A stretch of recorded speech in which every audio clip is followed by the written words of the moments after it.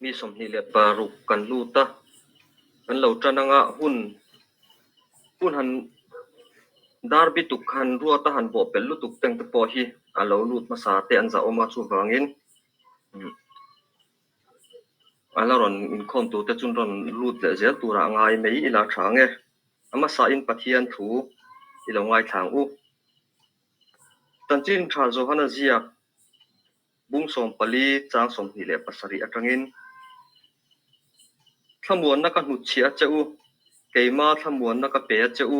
khovel ina pe kangin ka pek lo cheu hi in thin lung mang ang su se lo po lau su se a thu kan ngai thak te lal pan kan satan mal min som sak theu ro se amen ilo tong trai ang u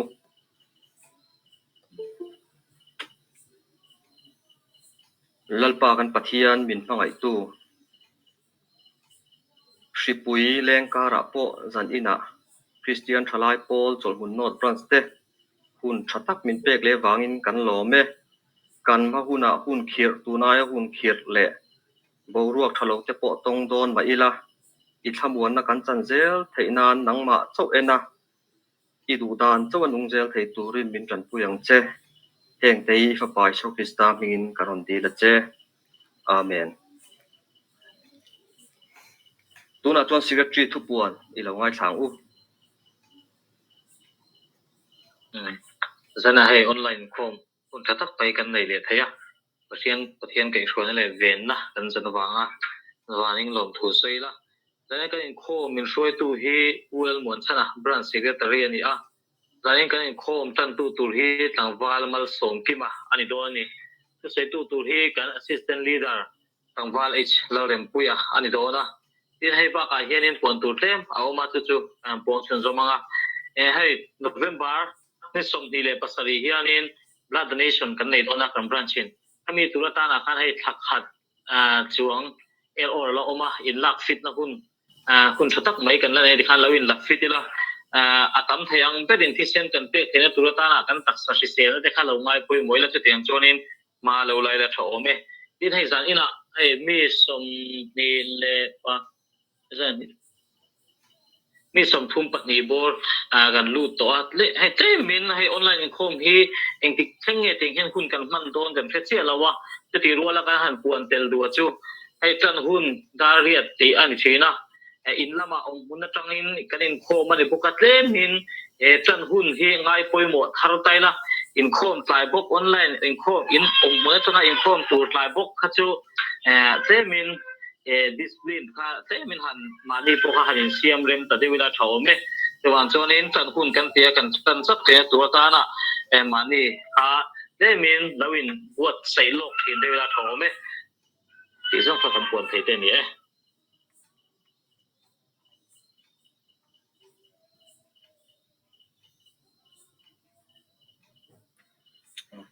tuna chuan tan na hun min man sak turin tlangwal mal som kima ilo somang pathian tu tiang lim chiarin lo ngai thlangu tu fing te bung som paruk chang khata changa chang kwa rel ru lo ruwa man lo na chu mihring chan ani a le chan nei ro chu lalpa changin ani mi ama ngai na kong zong songa thiang hima nima sila lalpan dul ru te abuk chin ina te chu lalpa kolti ro ti chuan thil ro man te chu ti in omang lalpan thil zong zong hi chan nei thapin siama ani take misual te po hi ni thalawatan thinlunga chapo piang te chu lalpa tana tenoman ni a in thrual ma se shem lovin chua an ni lovang zangai na le thu takin kholo na chu tlen fai ni a lalpa ti nei min suala kal san chin mi om dan lalpa ti rom chuan a mel manen lamin remin om ti chin fello taka de chhuar tam tak ai chuan fel taka de chhuar tlem te thazo mihring ril ruin a kong ro mana a kepe ne ro chu lalpan a hruai thin ti le petera pakhatna bungli chang sari atanga chang riat lima sela thil zong zong tom na chu a nai to a chu wangin in chong trai theinan ril ro fel tak puin film khur ro engdang zongai nin mangai ton war ro mangai na in sual tam tak a khu si thina i thlengin i se kan Bible chang chiar telal pan kan zatan man so sakro se Amen. chung try mu lalpa chunum ber kan pathian min angai tu zanina lalpa ke ni chol not branch te chu online in khom na hun thatak min ni sak le van lom thu kan sil a che zanina hian lalpa kan thu cha puang chuak tu point bot seina te nang man mal som sakla ini alonga thatu ta na lalpa ma son na te lalpa arabi thadom tak ani thena turin ain bot seina te mal som zela lalpa zanina karon dia sang bo kan ye ting zia chuan lalpa he online in khom kan man so zel te po khongai takin lalpa hlok na kan cha chause thena turin min bar zong song te po lalpa naman bot se se che chungin lalpa internet lampang mang te kan ni wangin harsat na te buai na te om theini chutia para po chon lalpa buai na le harsat nom lo turin nangman min vengin min kai shroi patang che kimi thuni se la li so krista min kan bile Amen.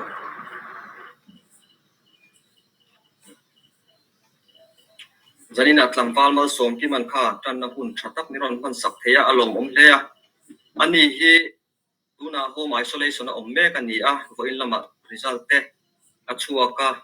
result du tak anei ti te ko kan lo sia alom le a chu ti rual in tun lai shileng in kan branch member tele an chum te tam tak a chia pia na sa le a kan tong tai na po khan setla ngila an dam na lo chan vat theinan thei tot tong tai pu ila ti kha kan in cha non le ni sela tha ange tuna chuan pathian thu kan lo ngai thado nanga tangwal isel rem pu kan assistant leader pathian thu cha soi turin kan som anga anin hunaron kan zo hian pu rem sang pu ya kan tong tai in zanin kan in khom te min trin don dia tuna tangwal isel rem pu ya yo so mang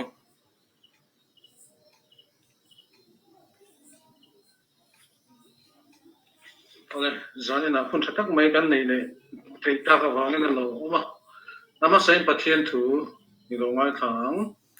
exodus bung som ni chang atanga chang ruk thu chu che bai buk tu ra ni lo ba an rong ni bol tu ra ni hek lo keilal pai pathian hi pathian thik thu chia pa te kho lo na wanga fa te sem thin mi kho tu te chu chuan thum na le chuan li na thenga sem thin le min mangaya ka thu pe te pom tu sang tam tak te chunga khongai na lan ti thin kani hi pathian thu kan ti le te kan zatan man min sam sam lo se amen amen pathian ma kunin itong tayang lalpa kan pathian nangin zanina kan hun mana hian ni ne na kan dil to angin i tharau thiang le min om puila i thu kan puan chu te anga thatu te zong zong ta na lok puina ni nge the turamal min som saka nunga mitin te tin lunga thui ro soi turin la li so mingin kan bi le amen le hei zanina han chia ta ka tang khan thilom sia kan the thei mai o me e kha pathianin thu som pek apek mo se ne na apeka asoi ani pathian hi athik thu che chia zanina hian han soi kan tum don ani sarmon ang ma hetianga apoi na lu chat katum lem lova ni ngai tu na kan man thiam theinan ati khana poinin lomin kan ron soi nga ti chu na in chun zum ru vaccine kan lo ngai tu chun zum thiam thei mai theinan khatiang khan soi kan tum don ani chronicle gunina bungso paruk kan shir chonin judala asala lai khan Israel nam lal bas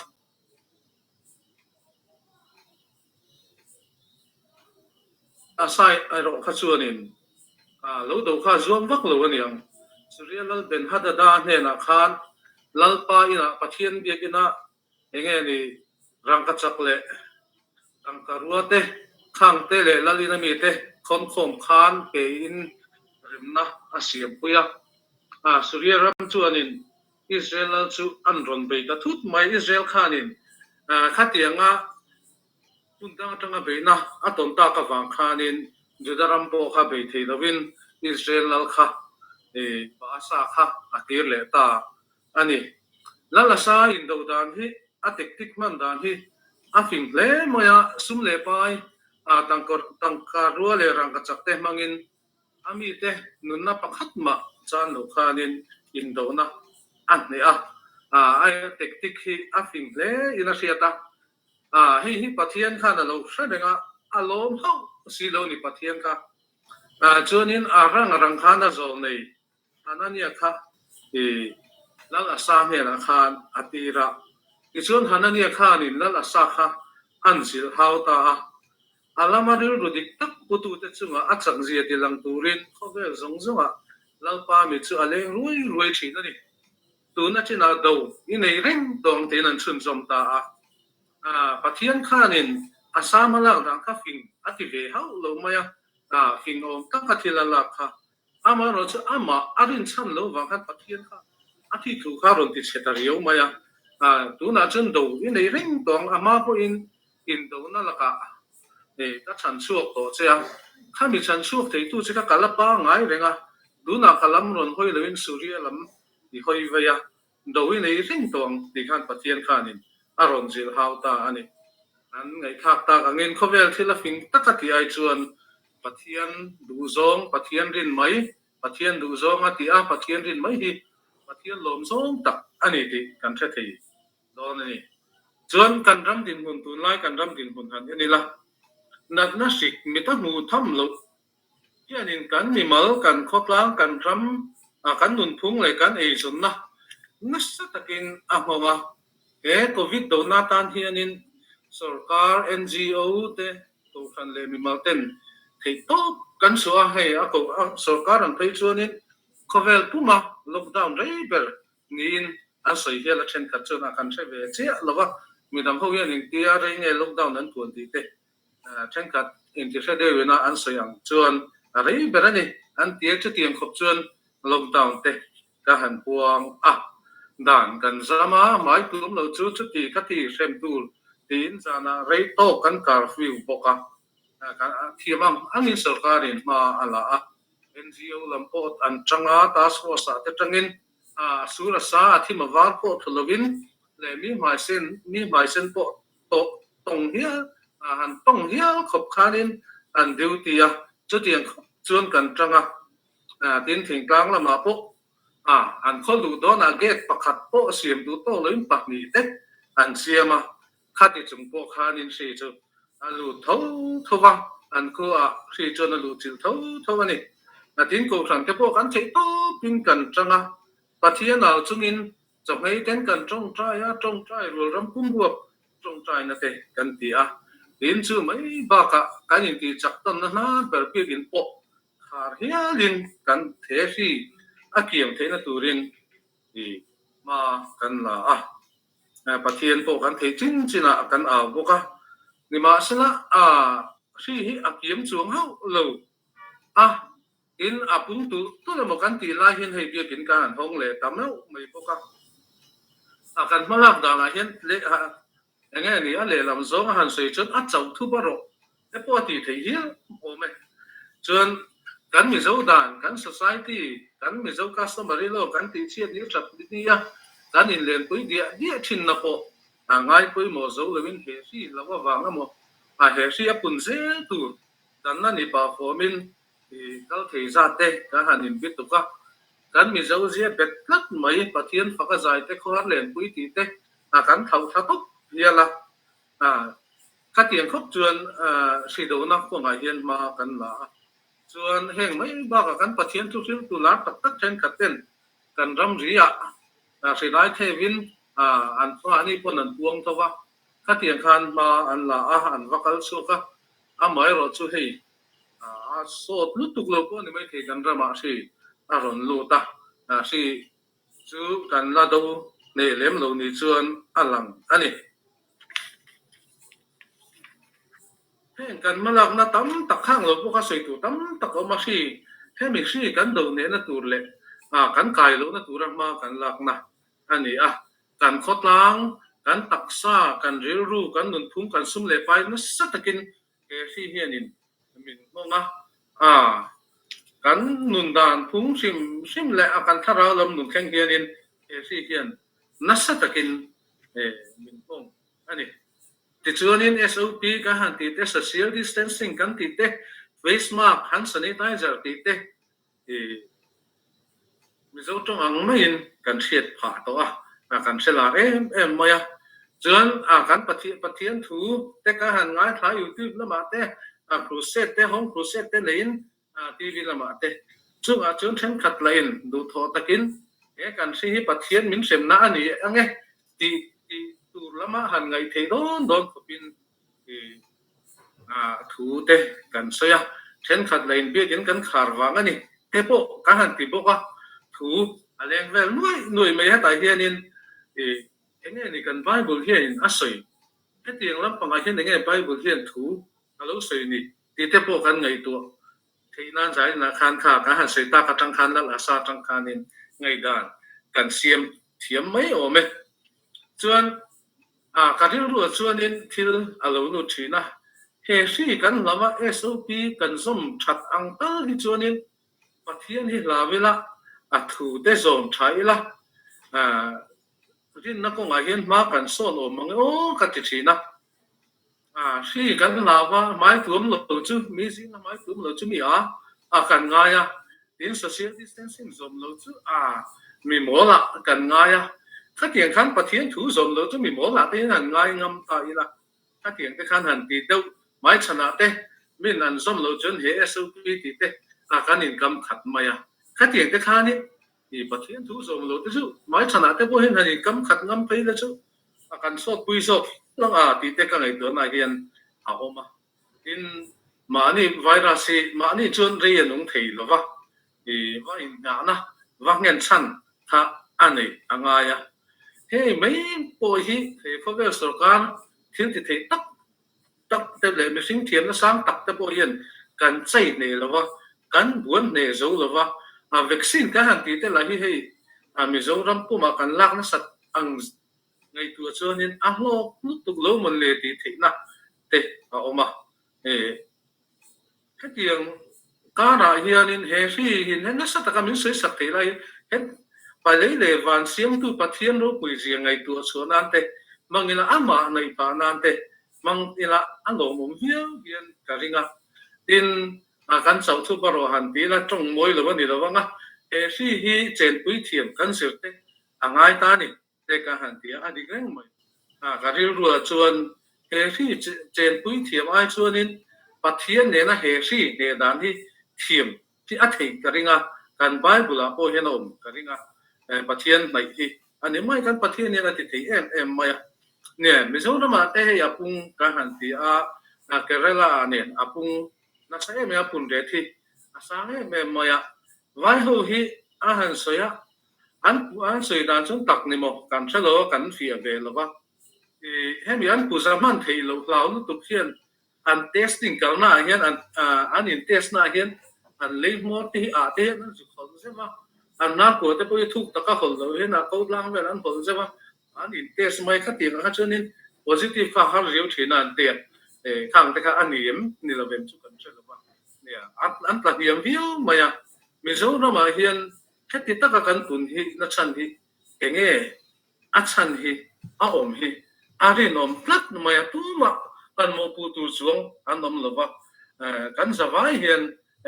mo kan phur vek ni in alanga in chronicle panina bung sari chang som pathum na thu khanin Solomonan ba pathian hian a temple ahana atong tai zo khan pathian in aron changa he tu hi tu naya ala view maya van te ka khara ruwa te lo su lo emo kami te zinga si ka len ti emo kami pu kami te chuan in ngai tloma an tong traya min sona an om dan sual te an hoi san chuan vana tangin ka lo ngai tha anga an sual te ka ngai dam le anga an ram ka ti dam le ang hi pathian ina asoi ania chuan tin chu in ti chuan ka ti ang ti khan pathian in atiama thil pali in ngai tloma ti hi an sei tia so kela pathian laka hi in ngai tlom nei pathian laka in dan hiam na i thu ni se kan ti theina ang te na le suan ta i thu ni se tia huana lungai taka atong trai na ang kha ama du na aya nuaya pathian du dan ada lal na te Daniel na te thian ho wina min san chuak don lo ma sela an tia pathian an zom lo thei lo ang kha tianga pathian an da chung nung zok na zel ang kha tiang kha in ngai tlom na an ti chu hemi na a soi tum chu ani a misual ka ni lal pai ka chunga hin thai tiang angin ro rel ro tia in ma ni noi taka pathian ma hin da na kha tiang kha in ngai tlom na ani a in min zona atia hei pathian hi zon angai hiu maya mani do atang khan hei go something ala me maya karil ru te hian go hunting ti a hian god hunting pathian zon na heng te ti ta zok sela a hlok pui zo an hlok pui angem o te ka lo ti ve thina ama ro chu an ei zon na te sum le pai la lu na te ani ro chuanin a poi em lawa nge ni hil sual tak ani na om lem lawa ani na taka chuani kan rin na te poi athak rang bui pui tok lek athak rang lau tok lek ka pathian ring ken ti kan niam ti te hi tan ngai tu ta ila chu ai chun pathian hi a hlawm zo fe ama hi kan zon hi a pu zo fe ani ti zani na hian the thar le ta ila a thome chuan pathian hian a tong trai tu dan tu dik tak chu kan du zong satia mai dil lova ane na in tu lu na du tu sa mai pathian hian a han khen na satia ani lova pathian hian a dil ru ti le ti tak zata in po na in biak ton na hi ani a chuan chu mai ba ka sual hoi san emi chung chang po hi sei tu tam tak mama ro chu kan seveka sual hoi san hi ni maya sual ti lo kho dang hoi ti kha ani maya sei fi vak po angain alang lo chu tianga pathian ma kan tong tai chuanin wa na tangin pathian ni min lo ngai tha nga kan sual te ngai da min kan ram ati dam le mai do ni kha pathian in tiam na ani a chu kan sia hatianga kan zom tat chuanin pathian hian ma aron la ngai ngai ang ti a sia ta ni chuan eng po ni sala a to pera chuanin hun hi kan tong ta sa kan tong zel do ni in alanga hun a hian in ke ni KTP Christian Chalai te Christian te chu midang te ta na mal som na midang te ta na luan chu na huna mang ta ila mi han sa tak te polom the he ri wanga han sa na tok te de ba sum le pa ya ang te po kha anom the kan the pokin sum le pai mai po ni lo kan thil ti mang te po pui te kha angaya bati kan sia mom bati te kan hal chuanin eng aron pe chu kani chuan eng a pek chu don chun ama le ma kha aral zel angai ta chu tiang bok chuan ke ni po eng ke mani la le chuan mi dang te ne na eng chu tu ra min tianga mi dang te kan en chuan ke mani hi kan ral ve zel angai kan en chu don chun kan sum le pai te po ralanga kan hun le tha te thil sang te khang te po kha aralanga ma se aral na chin zela khan kan eng kha alo lang chuak don ani na ke anua le zel chun khang ral kha pathian ni min ru don em ke mani kha ama sa zo ka chun kan ral ma sa kha angai pati ama aral eng pe chuak tu chuan aral thin ang hianin ke ni po midang te na eng kan pek chuan kan ral akan sum le pai kan hun le tha te khang kha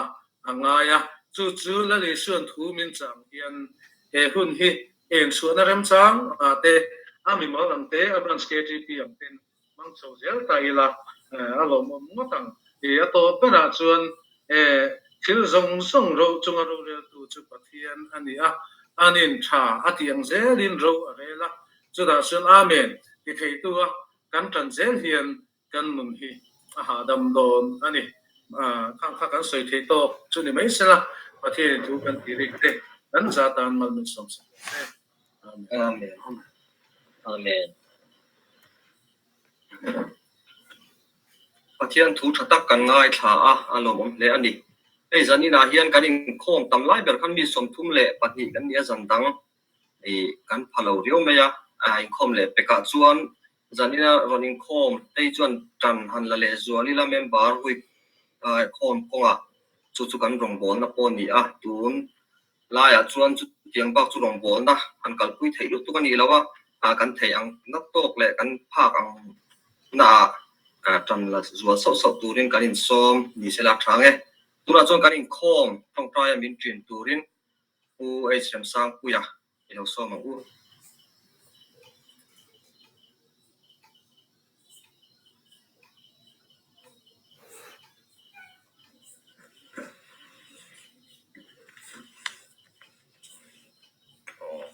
Có trong sẽ thấy chứ mà se thei thiên học của nên trong trái ngủ ở lớp ba cần bắt thiên chúng nung bèr mình mang ai tu không ai nết tê izang ai nết tê cần chúng ai lần tira mi ven him na someone tập nói à zani na po chọn một nốt branch KTP te chuan in khom na hun thatak mai kan mang le te ya kan lom em a atharin lom thu kan chele che ti chuan lalpa zani na ti thu cha te kan ngai tha a tiang chuan in pol ho na te kan an mangani a kan hun man kong sang te kha mi mal tin ten slok na kan nei ten turin khong takin kan thin lunga fia taka kan sia thiam theina tur le ahun le amun taka kan man thiam theina turin chiangin min tu sakla min kui dia sakla kan du a ichuan zanin kan hun man le zer tura te nang kan hena cheng zela kan du a tin ro mana sang kan siama kan bozuina tura te po khong ai takin langin in veng minam pui zelang che engkim kan ti ro puina ni se kan hena cheng mi ruai ze tu che in le kan so te ngai dam na di chungin he him chan dam pui pai so krista mingin kan ron di le amen Amen.